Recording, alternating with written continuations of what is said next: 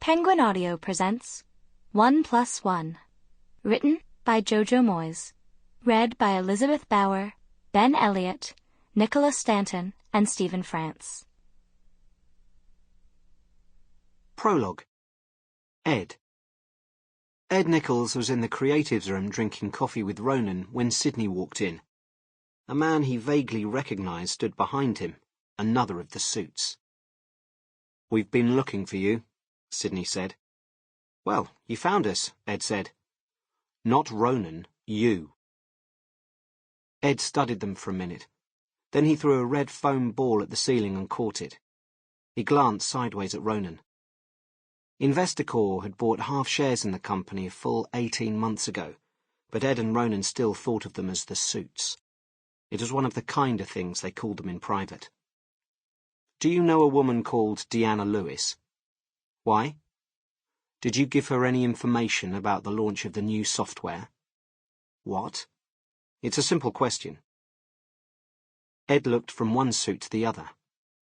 The atmosphere was strangely charged. His stomach, a packed elevator, began a slow descent toward his feet. "We may have chatted about work. No specifics that I remember." "Deanna Lewis," said Ronan.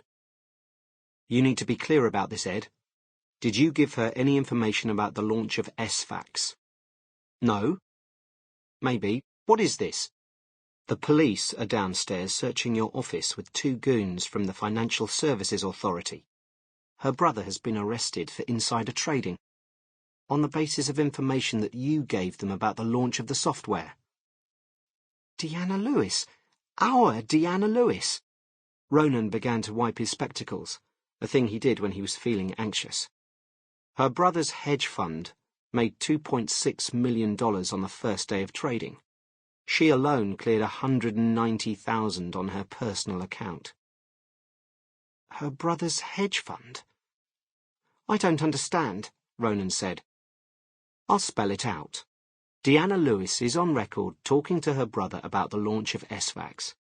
She says Ed here said it was going to be enormous. And guess what? 2 days later, her brother's fund is among the biggest purchasers of shares. What exactly did you tell her?" Ronan stared at him. Ed struggled to gather his thoughts. When he swallowed, it was shamefully audible. Across the office, the development team was peering over the tops of their cubicles. "I didn't tell her anything." He blinked. "I don't know. I might have said something. It's not like it was a state secret." "It was a fucking state secret, Ed," Sydney said. "It's called insider trading. She told him you gave her dates, times. You told her the company was going to make a fortune." "Then she's lying, shooting her mouth off. We were just having a thing." "You wanted to bone the girl, so you shot your mouth off to impress her." "It wasn't like that." "You had sex with Deanna Lewis?" Ed could feel Ronan's myopic gaze burning into him. Sydney lifted his hands. "You need to call your lawyer." "How can I be in trouble?" Ed asked. "It's not like I got any benefit from it. I didn't even know her brother had a hedge fund." Sydney glanced behind him. The faces suddenly found something interesting to look at on their desks. He lowered his voice. "You have to go now. They want to interview you at the police station." "What? This is nuts. I've got a software meeting in 20 minutes. I'm not going to any police station." "And obviously we're suspending you until we've got to the bottom of this." Ed half laughed. "Are you kidding me? You can't suspend me. It's my company." He threw the foam ball up in the air and caught it, turning away from them. Nobody moved.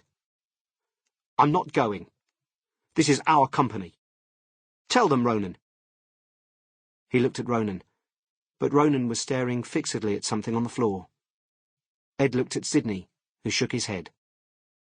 Then he looked up at the 2 uniformed men who had appeared behind him, at his secretary, whose hand was covering her mouth, at the carpet path already opening up between him and the door, and the foam ball dropped silently onto the floor between his feet.